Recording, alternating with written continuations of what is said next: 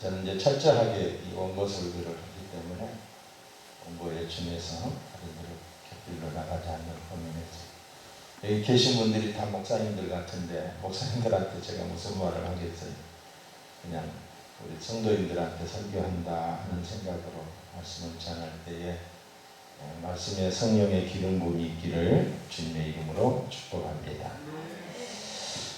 저는 그 정직운동을 외롭게 하는 사람입니다. 지금부터 약 7년 전부터 나라가 이래서는 안 되겠다.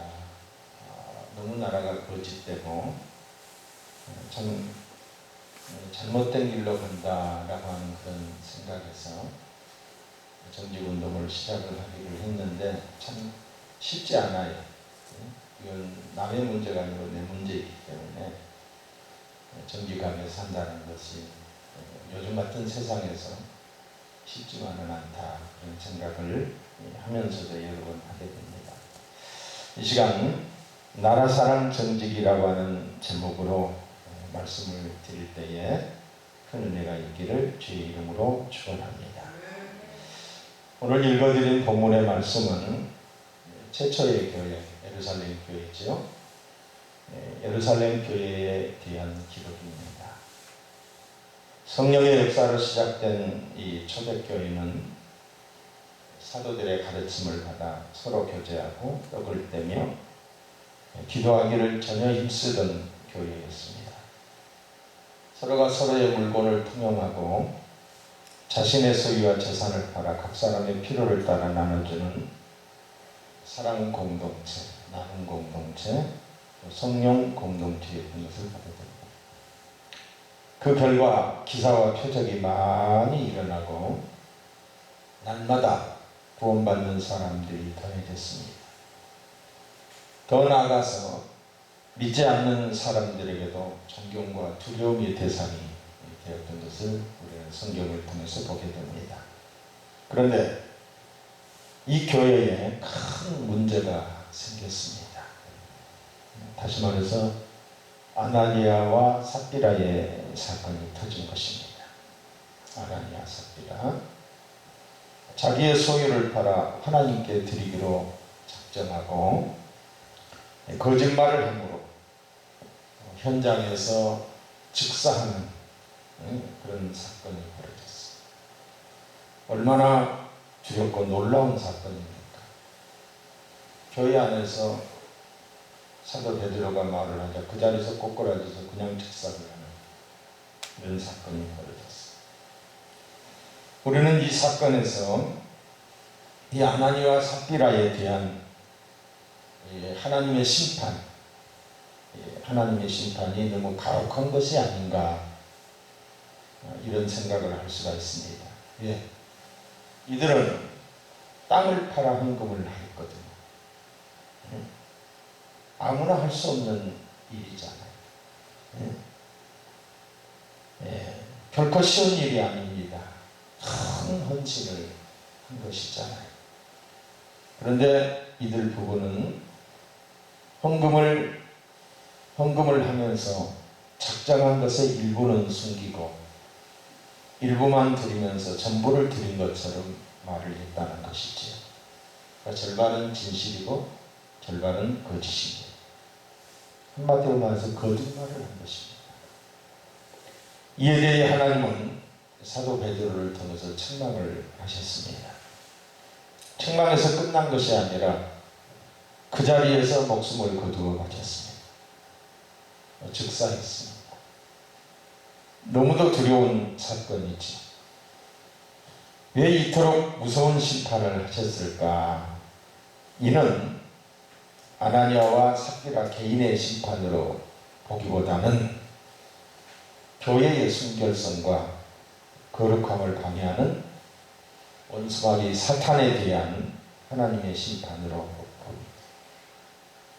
교회의 거룩성과 그리고 순결함을 지키려고 하는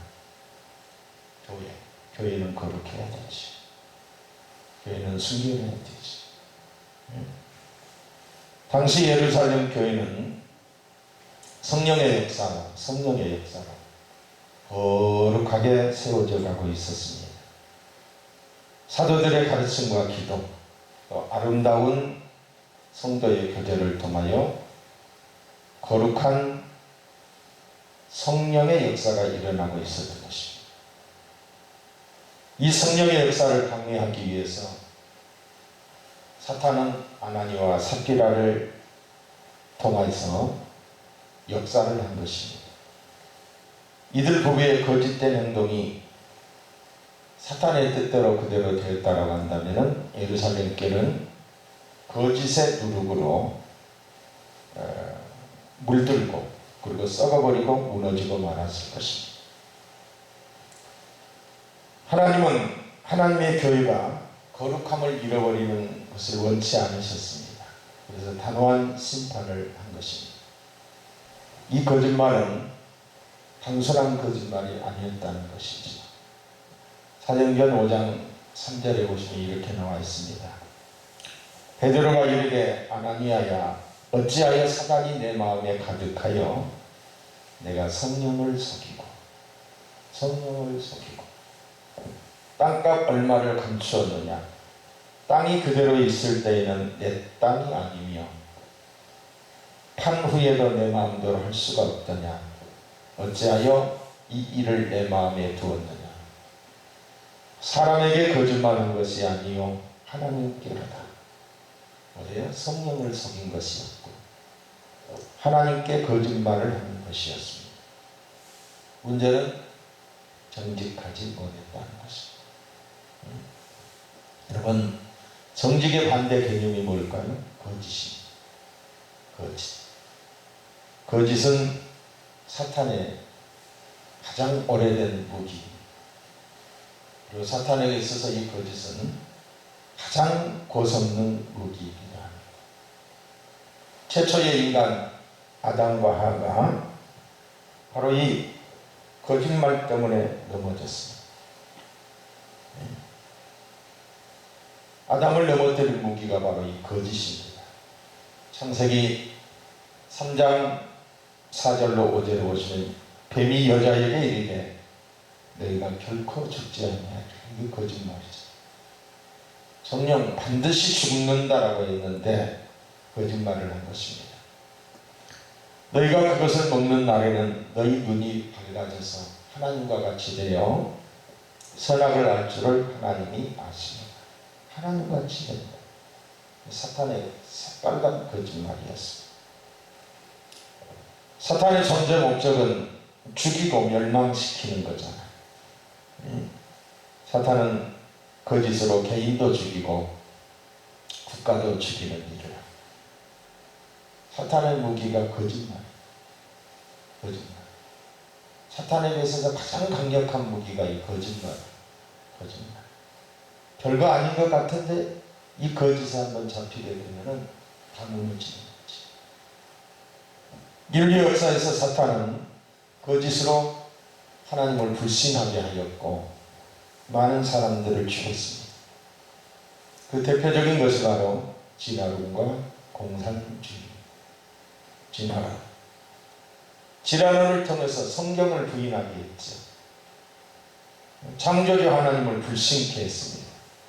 성경에 기록되는 창조 자체를 불신케 한 것. 창조주 하나님을 못 믿게 한 것. 진화론. 교회 학교에서 아이들이 자라다가도 이제 중학교 들어가고 고등학교 들어가면서 아이들이 많이 갈등을 느끼는 게 바로 이 창조론과 진화론 사이였어요. 그래서 믿음을 떠나는 사람들이 많지. 진화론은 어디까지나 하나의 설에 불과한 거잖아요. 설. 지금도 과학적으로 정확하게 증명하지 못하는 게 바로 이 진화론입니다. 만약에 사람이 진화가 됐다라고 한다면 지금 70억이 넘는 인구들 가운데 어딘가에 진화의 과정에 있는 사람이 단 한 사람이라도 있어야 될까? 그렇지 않다고 하는 사실. 진화의 어떤 중간 거리가 없다는 것이. 사람은 사람으로 만들고 닭은 닭으로, 오리는 오리로, 개는 개로, 늑대는 늑대로 만든 것이 그게 무슨 환경에 따라서 진화가 되고 변이가 된 것이 아니라는 것이. 앞으로 과학이 더 발달하면 이런 것들이 더 발견하게 될 줄로 믿습니다. 진화를. 또 하나의 거짓말은 바로 이 막시즘입니다. 유물론이지. 계급투쟁을 통한 유토피아를 주장하였지만 철저하게 망하고 말았습니다. 구소련이 망했고 동구권이 망했고 이 공산주의를 지향했던 모든 나라들이 한결같이 거지같이 살고 있습니다. 이 공산주의라고 하는 이 이념 때문에 스탈린에 의해서 마오쩌둥에 의해서 얼마나 많은 사람들이 죽었습니다. 수천만 명이 죽었습니다. 또한 한국전쟁, 월남전쟁 등 수많은 사상자를 냈습니다. 수많은 사상자. 그러니까 거짓을 목적을 이루기 위해서는 거짓을 정당화하는 거지. 거짓말. 목적을 위해서는 생명을 하나의 생명 자체로 보는 것이 아니라 소모품으로 보는 거. 물질로 보는 거. 이게 유물론입니다. 그래서 서로 잘 사는, 서로 평등한 사회. 그리고 모두가 다 골고루 잘 사는 사회. 이게 아주 사탄의 새빨간 거짓말이었습니다.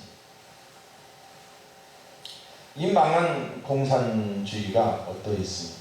없어졌습니까? 그러지 않았습니다. 없어지지 않고 진화했습니다. 그러니까 공산주의가 북한 같은 곳은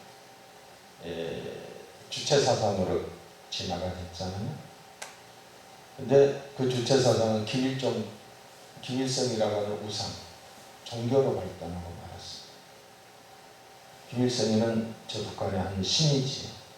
근데 이 망한 공산주의가 그때 당시에 왜 이 유물론적 공산주의가 망하게 됐나. 그때 당시에 그 공산주의자들이 이걸 이제 연구를 하게 된 거죠. 프랑크푸르트 학파라고 하는 이 학파들이 형성이 된 거예요. 그래서 마르쿠제라든가 또는 이 안토니오 구람시라든가 빌랄렐 라이라든가 이런 사람들이 모여가지고 이제 공산주의를 유물론적 공산주의가 아니라 문화 막시즘의 네오 막시즘의 공산주의로 이게 좀 발전해 온 것입니다. 그 네오 막시즘이 뭐냐? 성정치, 성평등.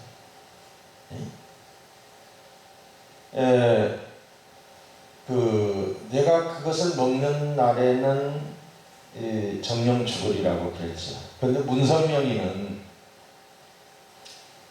그것을 어떤 우리는 하나님의 명령을 어긴 걸로 알고 있는데 문성명이는 그것을 뭘로 해석을 하냐면은 성적 타락으로 해석을 합니다. 성적 타락. 따먹었다 이런 표현들을 남자들이 따먹었다 이런 표현들을 많이 하잖아요. 성적 타락으로. 그래서 문성명이는 성적 타락을 했기 때문에 자기는 그 타락을 회복시키러 온 사람이다. 그래서 자기와의 관계를 통해서 그걸 피가림이라고 하는 교리로 이렇게 해서 기하급수적으로 자기하고 관계를 한 사람이 또 다른 사람 또 다른 사람이 이렇게 해서 초창기 그렇게 나갔던 것을 보게 됩니다. 성적 타락. 그러니까 이 유물론이 이 물질적 어떤 풍요를 통해서 사람이 행복을 추구하려고 했는데 이게 문화 막시즘으로 오면서 성적인 자유. 그 빌랄렐 라인이라고 하는 이런 사람은 이제 자기가 그 어린 나이에 이제 자기 엄마하고 자기 그 가정교사였던 선생님하고 바람이 났어요. 그런데 그게 이제 알려지게 돼가지고 이제 엄마는 자살을 하게 되고 아빠와 관계가 또 가정이 깨져버리는 이런 모습을 보면서 도대체 성이 뭔가 그런 갈등을 많이 하지. 그러면서 성에 대한 평등 사회가 되면 좋겠다. 그래서 성평등을 그가 뭐 오르가즘이라는 말도 그가 최초로 만들어내고 그렇지. 이것을 통해서 사람이 행복할 수 있다 라고 하면서 성평등을 주장하게 된 거지. 그리고 뭐 PC 정치라든가 가짜 평화, 가짜 인권, 페미니즘으로 이 공산주의가 진화했습니다. 거짓 사상이 진화하여 전 세계를 점령하게 된 거죠. 지금 유럽이 다 점령이 당했습니다. 그렇죠? 다 점령이 당했습니다. 우리나라도 지금 심각한 수준에 도달해 있습니다. 심각한 수준. 여러분, 불행하게도 우리나라는 이 거짓이 만연하여 있습니다. 총체적인 어느 한 구석 성한 것이 없어요. 정치판을 보세요. 누가 거짓말을 잘하나. 거짓말 경쟁자. 그리고 그 거짓말이 또 우리 사회에서 통해. 거짓으로 그냥 완전히 도배를 하고 있어요. 정치뿐만이 아니라 경제도 마찬가지고, 사회, 문화, 교육, 안보, 외교, 언론, 여러분 종교, 교회까지도. 교회는 괜찮습니까? 저는 뭐 우리 교회밖에 모르고 우리 지역사회밖에 몰랐던 사람인데 청해에서 올라오라고 해서 제가 올라갔어요. 올라가서 보니까 이건 아닌 것 같아요. 정말 아닌 것 같아요. 바른 소리 했다가 내가 아웃을 당했어요. 바른 소리. 바른 소리 하는 사람은 그냥 짓밟아버리는 교회까지도. 지금 어느 교단이든지 뭐 장로교는 장로교, 진례교는 진례교, 성결교는 성결교. 내가 그대로 이제 교단들을 이렇게 쫙 보니까 거짓이 통하는, 거짓이 득세하는, 거짓이 왕노릇하는 그렇게 돼 있더라. 교단도 자유롭지 못하다는 거지. 우리나라는 거짓과 불의가 얽히고 설킨 나무 뿌리처럼 깊게 존재합니다. 거짓이 온 나라를 점령하고 이제 뭐만 남았느냐? 마지막 법제 하나 남았습니다. 법제 하나. 사탄 숭배자였던 앨리스 베일리라고 하는 사람이 그 사람의 책을 보면은 내가 이 책에 기록된 것은 내 생각은 하나도 없다. 다 위에서부터 온 것이다. 하시면서 사탄의 영내 역할을 했던 사람이지. 앨리스 베일리. 사탄으로부터 받은 걸. 내 가정을 파괴시켜라. 교회를 무너뜨려라. 이런 내용들. 학교를 없애라. 이런 것들. 근데 그 10가지 중에 우리나라 같은 경우는 지금 학교가 점령당했지. 가정의 위협을 느끼고 있죠. 다 됐어요. 다 됐어. 우리나라만 보더라도. 마지막 한 가지가 있는데 그게 뭐냐면 그 앨리스 베일리의 그 내용에도 보면 마지막이 뭐냐면 10번째가 그냥 법제화를 시켜요. 법으로 만들어. 법에 의해서 처벌을 하고 법에 의해서 죽이는 거지. 법으로 거짓된 법을 만들었어. 그런 게 이제 지금 여러분 우리가 잘 알고 있는 성평등법. 지금 국회에서 지금 계류 중에 있잖아요. 우리나라에서도 지금 7번 이걸 통과시켜 차별금지법이라고 하는 것으로 통과시키려고 하다가 이름을 바꾼 거죠. 성평등. 얼마나 평등 좋아. 이런 걸로 지금 통과시키려고 하는 게 세반대사나 대전에 있는 이상민 의원 또 뭐 가정 무슨 법 이렇게 가지고 세 사람들이 이렇게 세 개가 지금 국회에 계류되어 있다는 거죠. 이런 것들이 통과되게 되면은 제가 여기서 이 성평등에 대한 이런 이야기를 하게 되고 동성애에 대한 이야기를 하게 되면은 3천만 원 이하의 벌금에다가 더 나아가서는 가중처벌이 돼서 그리고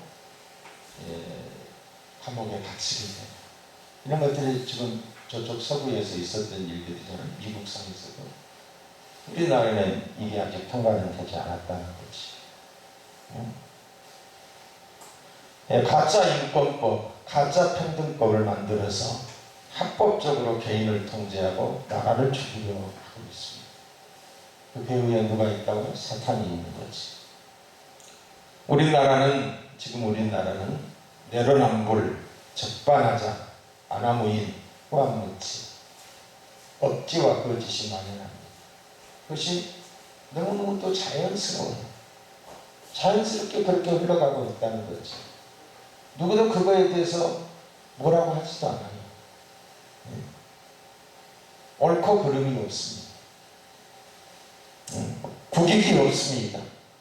내가 속한 집단의 유불리에 따라, 내 이익에 따라 동조하고 침묵하고 거짓으로 일관하고 있습니다. 거룩해야 될 교회마저도 마찬가지지. 하나님이 없어요. 수단과 방법을 가리지 않습니다. 우리나라는 사기, 위증, 그리고 무고가 넘치는 나라입니다. 하공국의 무고 범죄율이 제가 2014년에 통계친 것을 제가 한번 뽑아봤어요. 2014년입니다. 그때보다 지금이 더 거짓돼졌잖아요.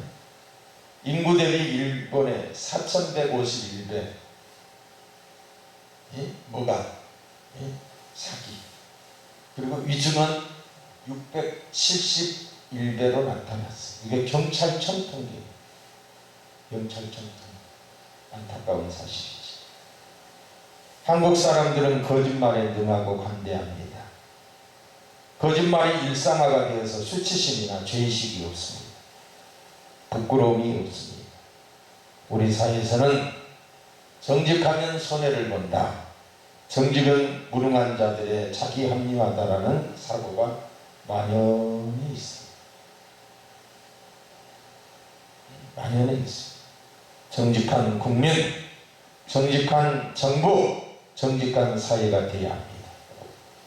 정직하게 사는 사람들이 인정받는 사회가 되어야 되겠지. 거짓된 사회, 거짓이 통하는 나라는 장래가 없습니다. 스스로 망합니다. 스스로 주저앉습니다. 이대로 가다가는 우리나라는 어떠하냐? 확실히 망합니다. 분명하게 망합니다. 모든 것이 거짓돼요. 거짓되다 보니 불신하고, 불신하다 보니 불안하고, 불안하다 보니 평안하지 않습니다. 앞으로 선문학적인 사회적 비용이 지출될 것입니다. 결코 선진국이 될 수 없는 것이 국가 경쟁력에서 떨어지는 나라. 선진국이 된다는 것은 국민의 어떤 이 잘 사는 것만으로 가지고 되는 것이 아니라 의식 수준이 발달하지 않으면 선진국이 될 수 없는 거지. 여러분, 오늘 우리의 삶은 어떻습니까? 우리는 하나님 앞에 정직하고 자신과 이웃에게 정직한 삶을 살아가고 있습니다. 행여 우리의 삶이 이중적이지는 않는지요. 나부터 정직해야 됩니다. 틀린 것은 틀렸다라고 말하고, 아닌 것은 아니라고 말하는 것이 정직운동입니다. 바르게 사는 것이 정직운동입니다. 잘 사는 것이 물질적 풍요를 누리며 사는 것이 잘 사는 것이 아니라 바르게 사는 것이 잘 사는 것입니다. 거짓말 안 하는 것이 정직운동인 줄로 믿습니다. 이 운동이 일어나야 됩니다. 정직운동은 살기 위한 운동이요, 살리는 운동입니다. 나라를 살리는 운동입니다. 나라를 살리는 운동. 여러분, 근데 정직하면 어떻습니까? 왠지 부담이 되지 않습니까?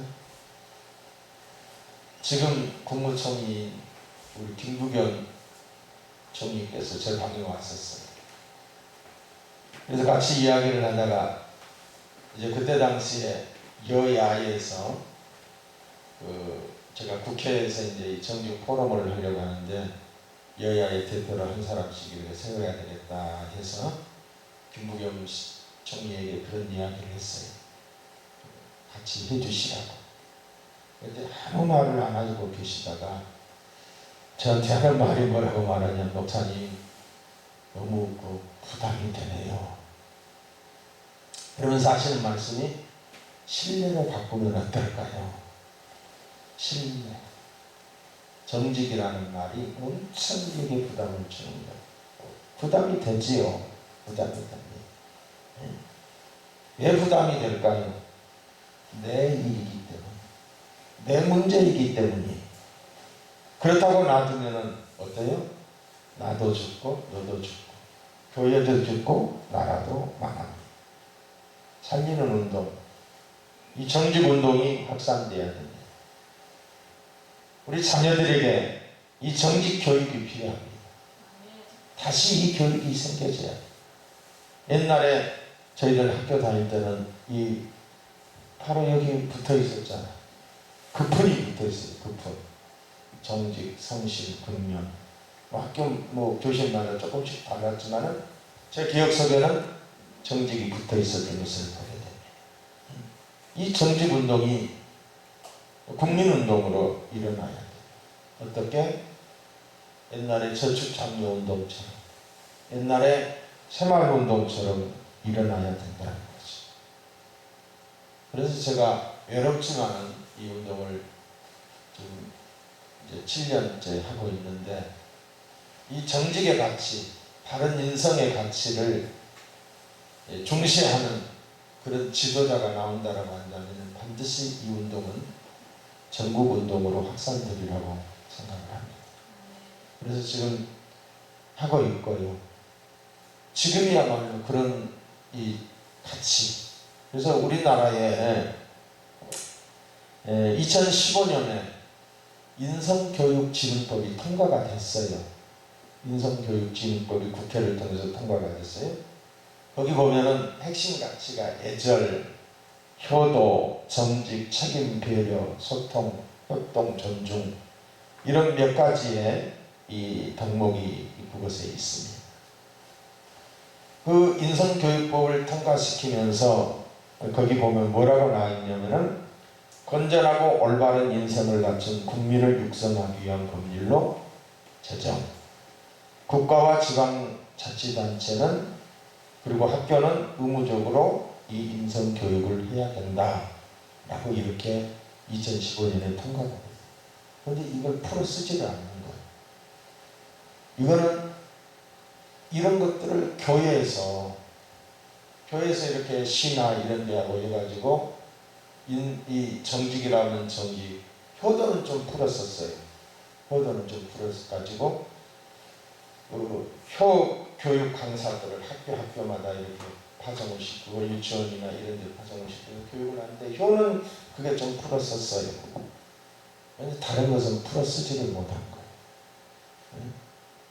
거예요. 지금 통과되지 않은 이제 한마디로 말하면 평등법이죠. 차별금지법, 인권, 가짜 인권입니다. 그래서 법이 통과가 안 되니까 이 사람들이 조례를 만들어가지고 학생 인권 조례니 성평등 조례니 이런 것들을 지자체별로 만들어가지고 그걸 풀어가지고 자기들이 다 우리 돈을 다 쓰고 있는 거예요. 잘못된 것을 가르치고 있는 거지. 풀어 쓰지 못하는 게 너무 안타까워요. 그런데다가 이 덕목 중에서 얼마 전에는 그 국회의원들이 효도를 빼자. 효도를 이 인성교육진흥법 여기에 있는 것 중에서 이걸 빼자라고 또 그 국회에 이제 이렇게 올렸더라고요. 지금 우리나라가 이상하게 돌아가고 있습니다. 왜 효도를 빼야 됩니까?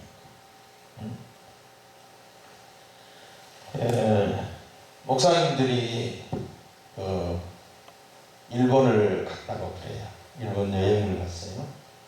12인승이 탈 수 있는 버스인데 사람 숫자가 13명이에요. 13명. 기사가 왔어요. 차를 가지고. 한 사람이 못하잖아요. 좌석대로라고 한다고. 근데 목사님들이 이야기했다. 한 사람이니까 좀 뛰어달라. 그러니까 이 기사가 하는 말이 안 됩니다. 정원이 12명이기 때문에 규정을 지켜야 됩니다. 라고 말을 하니까 한국 목사님들이 뭐라고 한지 아세요? 따블러 줄게. 따블러 주겠다. 그러니까 그 기사가 할 말이 여기는 한국이 아니고 일본이네. 굉장히 부끄러운 이야기죠. 그거는 질서를 지키는 나라. 작은 것이지만 자기들의 약속을 서로가 지키는 거지. 근데 우리나라는 그런 게 그냥 아무런 의식 없이 그냥 통하고 만다는 거지. 우리가 잘 아는 그 둘의 학교의 김진홍 목사님이 어렸을 때 일본에서 사시다가 이제 한국에 오셨다라고 그 책에 보니까 그렇게 기록이 돼 있더라고요. 근데 그 김진홍 목사님의 어머니가 김진홍 목사님 그 어렸을 때 했던 이야기가 우리는 일본을 배워야 된다. 자주 그런 이야기를 하셨다. 일본을 배워야 된다. 그래야 일본을 이길 수 있다. 그래야 다시 일본에게 우리가 지배를 받지 않는다. 일본을 뭘 배워야 되는가? 첫째는 정직을 배워야 돼. 일본 사람들이 저는 상대해보지 않았지만 일본 사람들이 정직하대. 물론 우리나라에 있어서 역사 왜곡을 하고 있지만은 그들은 보편적인 일반적 생활에서는 정직하다. 둘째는 책을 많이 읽는다. 옛날이었지만 지금도 마찬가지라고 생각해요. 일본은 사람들이 책을 많이 읽는다. 셋째로는 남에게 피해를 주지 않으려고 한다. 이런 것을 배워야 된다.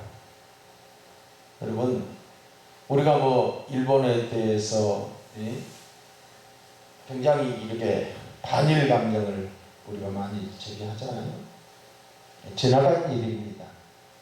그들이 거짓말을 하건 말거는 그들의 문제고 우리는 미래지향적으로 나가야 된다고 생각합니다. 우리는 용서하되 이스라엘 사람들이 말한 것처럼 잊지를 말자. 그 슬픈 역사에서 우리가 역사의 교훈을 배워야지 언제까지고 가장 가까운 이웃에 있으면서 이웃과 담을 쌓고 살아야 되는 건 그러면 아니다. 그 길을 이겨야 돼요. 그 길. 일본을 이겨야 돼. 뭐처럼? 전자책. 뭐처럼? 포항제철처럼.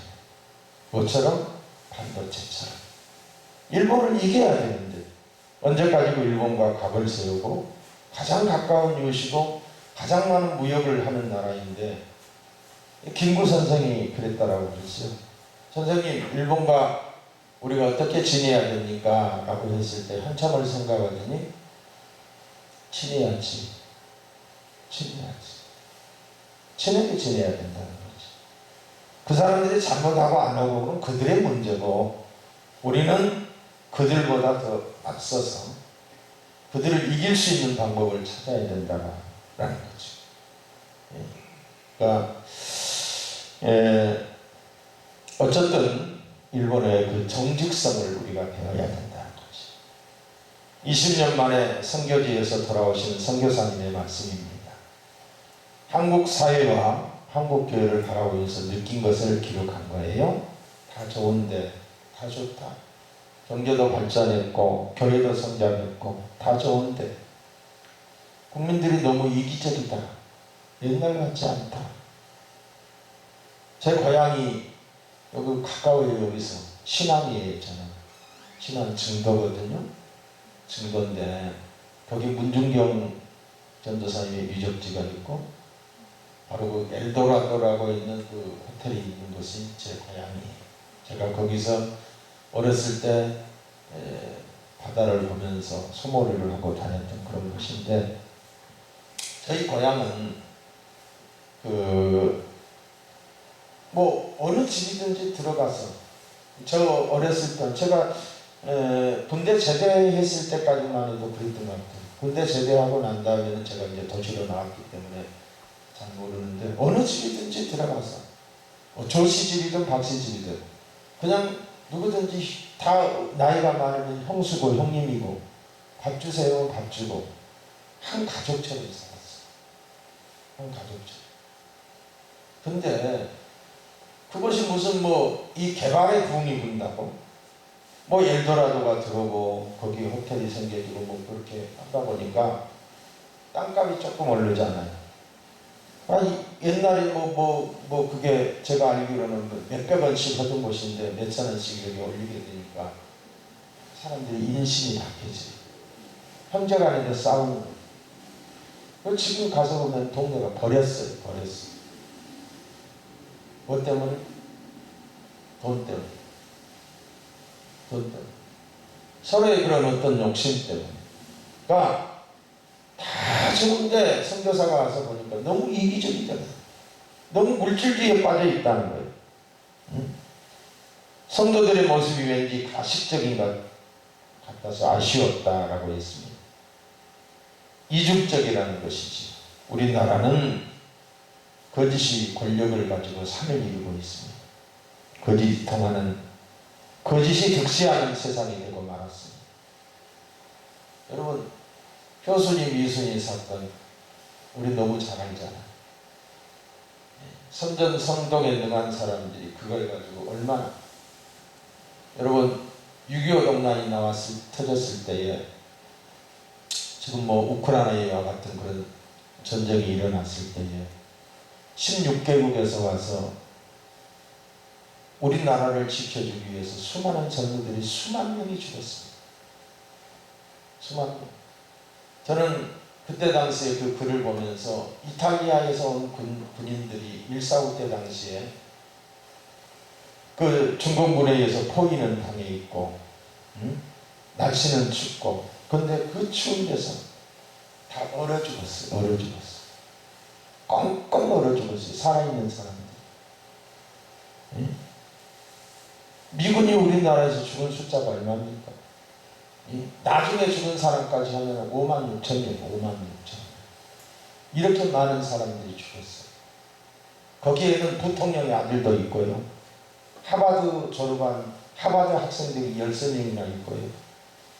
장군, 이런 사람들의 아들들도 다 와서, 결코 우리나라의 이 자유는 공짜가 아니라는 거지. 그들의 피값 위해서 우리나라가 세워져. 많은 사람들이 죽어졌고, 근데 새벽녘에 안개가 자욱할 때에 이분들이 장갑차를 몰고 가서 모르고 죽인 거예요. 모르고. 그걸 가지고 또 뭐예요?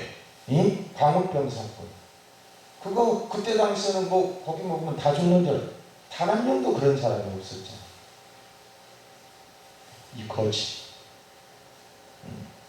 수많은 거짓이, 우리나라는 거짓이 그냥 통하는 나라가 되어버리고 있는 거예요. 제가 뭐 하고 싶은 이야기가 참 많지만은 생략을 합니다. 수많은 거짓이 도배가 되어 있어요. 도배가. 이렇게 가다가는 우리나라는 망한다.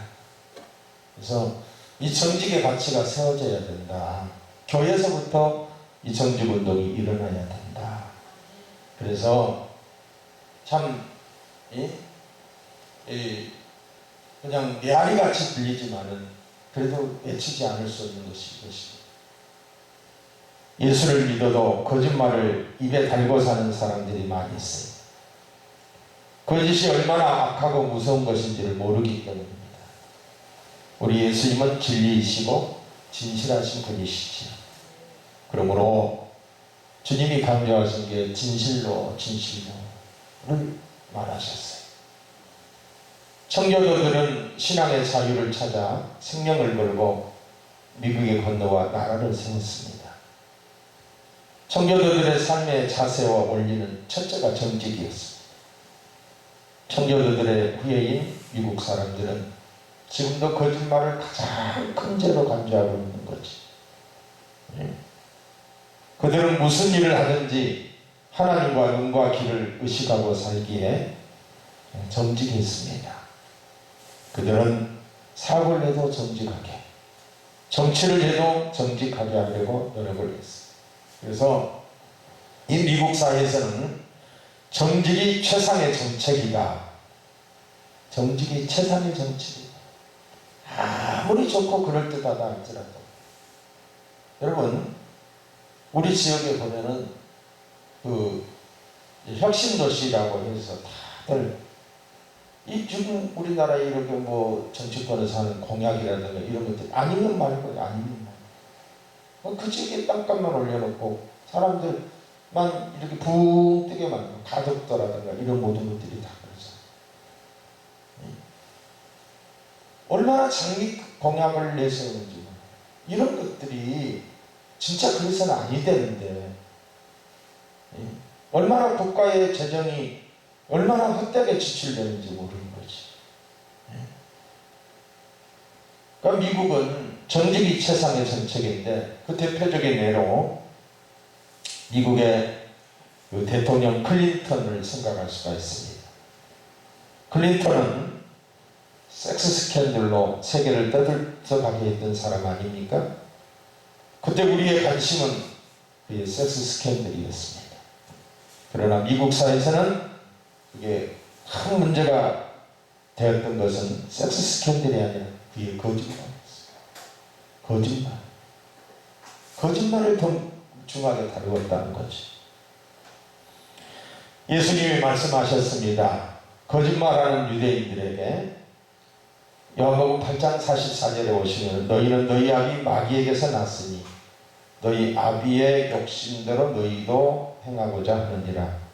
그는 처음부터 살인한 자요 진리가 그 속에 없으므로 진리에 서지 못하고 거짓을 말할 때마다 저것으로 말하나니 이는 그가 거짓말쟁이요 거짓의 아비가 되었습니다. 마귀는 그 속에 진리가 없으므로 진리에 설 수 없습니다. 마귀는 거짓말쟁이요 거짓의 아비입니다. 그러므로 우리가 정직하지 못하고 거짓말을 말하고 거짓을 행한다면 하나님의 자녀인 우리가 마귀의 자녀처럼 살고 있다는 거지. 마귀의 자녀처럼 살고 있다. 거짓말은 입 밖에도 내지 말고 악은 모양이라도 버리려고 할 때에 그것에 성령의 역사가 있는 거지. 우리 하나님은 정직한 자를 기뻐하십니다. 잠언서 15장 8절에 보시면은 악인의 제사는 여호와께서 미워하셔도 정직한 자의 기도는 기뻐하시느니라. 우리 하나님은 정직한 자에게 지혜와 복을 주시고 지켜주십니다. 잠언서 2장 7절의 말씀을 보시면은 그는 정직한 자를 위하여 완전한 지혜를 예비하시며 행실이 온전한 자에게 방패가 되시나니 그랬습니다. 시편 84편 11절에 정직하게 행하는 자에게 좋은 것을 아끼지 아니하실 것이니라. 시편 112편 4절에 보시면은 정직한 자들에게는 흑암 중에 빛이 일어나니 그는 지혜롭고 자비롭고 긍휼이 많으며 의로운 이로다. 세상이 캄캄하고 앞이 아니 보여도 정직한 자들에게는 흑암 중에서 빛이 일어나게 하셔서 앞을 보고 길을 보게 하시는 줄로 믿습니다. 여러분,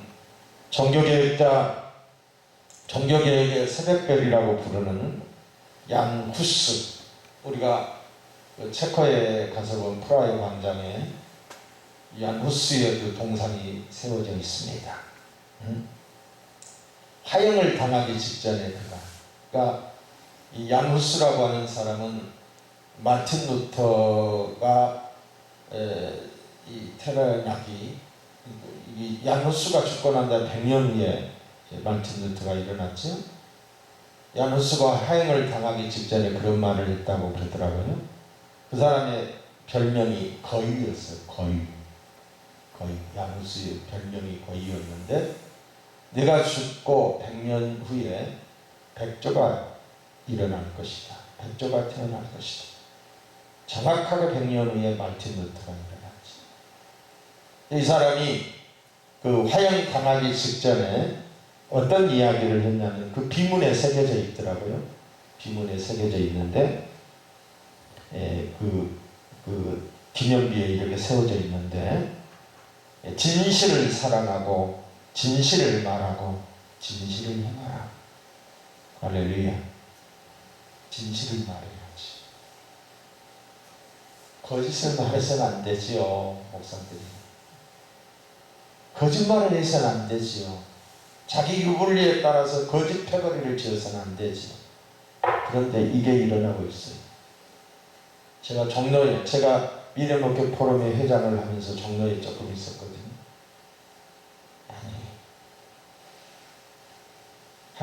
나는 하나님의 심판이 있을 거다라는 생각을 했어요. 이 기도원이 옛날에 이게 가득가득 찼던 것 아니에요? 쓸쓸하기가 한이 없어요. 여기만 그러나요? 아니지. 제가 농촌 목회를 할 때, 제가 지금 대전에 들어온 지 이제 31년째인데, 이제 경기도 남양주 그쪽에서 제가 농촌 목회를 했는데, 그때 당시만 해도 하늘산도 늦게 가면 자리가 없었어요. 강남 금식기도원 또 그 뭐 믿음의 집 그런데 가득 찼어요. 방학 때는 뭐 발 디딜 틈도 없었잖아요.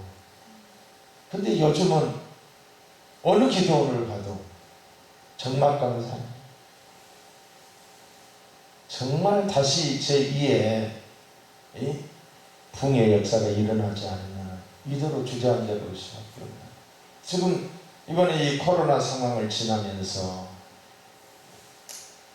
한국교회는 혐오단체가 되고 말았습니다. 거기다가 교회가 잘못했다. 뭘 잘못했어? 예배 드리려고 하는 게 뭐가 잘못이에요? 이런 것들 때문에 교회는 완전히 혐오단체로 낙인을 찍히고 말았어요. 우리가 통계를 낸 것도 아니고 제가 예배 자유 회복을 위한 애자위원회 제가 실행위원장이거든요. 우리가 통계를 낸 게 아니에요. 공무원들이 7,700명을 일시에 주일날 다 풀었어요. 그리고 자기 지역에 있는 교회들이 예배를 드리나 안 보리냐 자기들이 파악을 한 거예요. 그런데 자기들이 파악한 교회들 중에 16%가 예배를 안 드리는 거예요. 그걸 56,000교회 대비해서 우리가 계산을 해보니까 만교회가 프로테즈로 봤을 때 만교회가 예배를 드리지 않는 그런 결과가 나옵니다.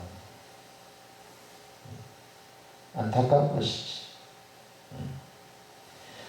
정직하게 살아야 됩니다. 소탐대실이라고 하는 말이 있지요. 작은 것을 얻으려다가 큰 것을 잃어버린다는 뜻입니다. 욕심 때문에 정직을 잃어버리는 어리석은 인간이 되서는 아니다.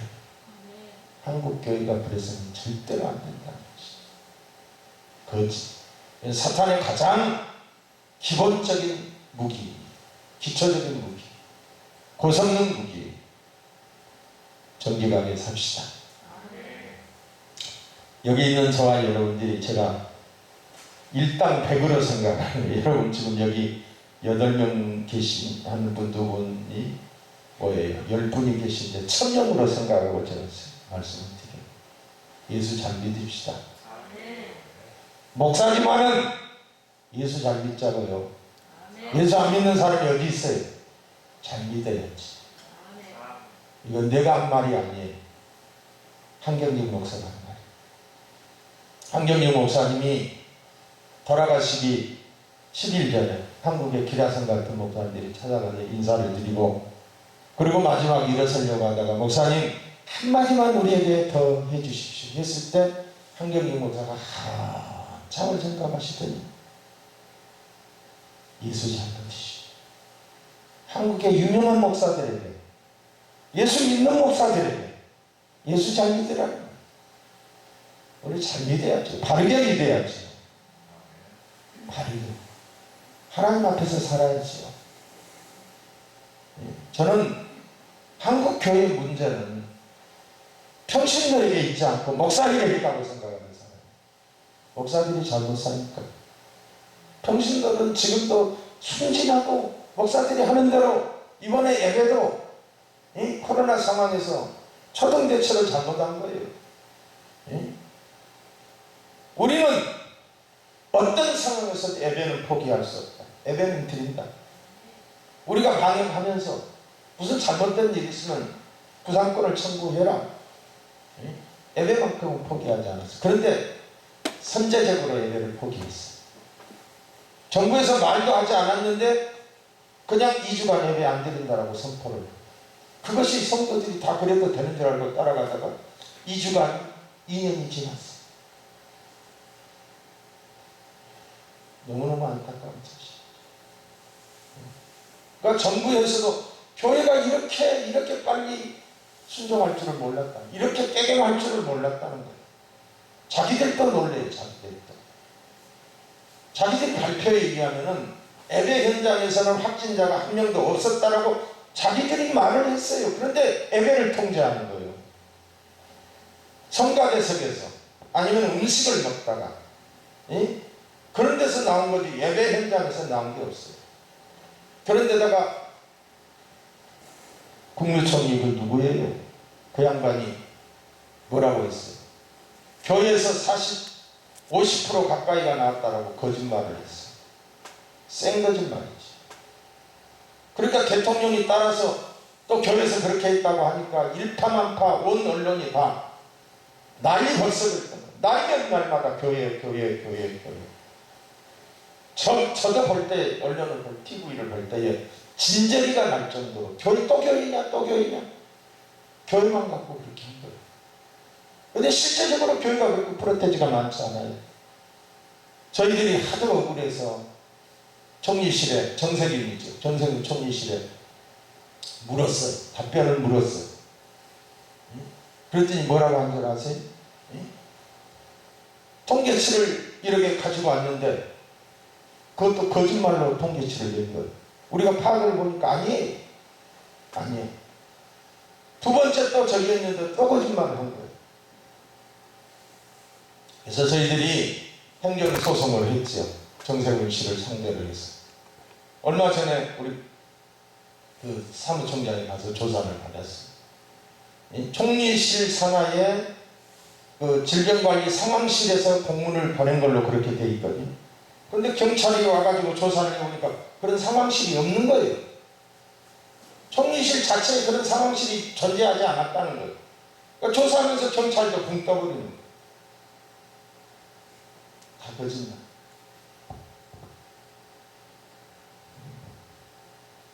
정직하게 삽시다. 예수 잘 믿읍시다. 저도 목사지만은 부끄러울 때가 한두 번이 아니에요. 자라는 자녀들에게 정직 교육이 필요합니다. 정직운동 캠페인이 필요합니다. 정직한 자는 장려하고 공익 제보자에게 상을 줘야 합니다. 새마을 운동처럼 국가 주도적으로 이 운동이 일어나지 않으면 안 됩니다. 여러분 정직을 위해서 기도해 주시고 또 앞으로 이제 저는 이 정직운동이 전국으로 확산되기를 원하고 있거든요. 그래서 제가 이제 정직 이제 우리 교회에 금년부터 지금 이제 부스를 이렇게 컨테이너 박스 같은 걸 이렇게 만들어 가지고 그 안에다가 여러 가지 물건 같은 거 다 넣어놓고 정직한 나눔, 정직을 나누는 그런 플랫폼 이런 역할을 하기 위해서 어려운 일들을 이게 전국적으로 지역별로 정직운동본부가 또 세워져서 그걸 실천하고 저는 그렇게 생각합니다. 반드시 정부에서 이 운동을 장려하는 때가 반드시 온다. 반드시 온다. 그래서 그런 부스가 1000개, 10,000개, 막 등산로에도 있고 이렇게 해가지고 사람들이 정직을 이야기할 수 있는 그런 나라가 됐으면 좋겠다. 이런 생각입니다. 어쨌든 오늘 이렇게 부족한 종을 여러분들이 세워주셔서 감사하고요. 여기가 니에미아모 부흥단인가요? 어쨌든 이 부흥단이 한국 교회의 붐을 일으킬 수 있는 그런 단체가 되기를 주님의 이름으로 축복합니다.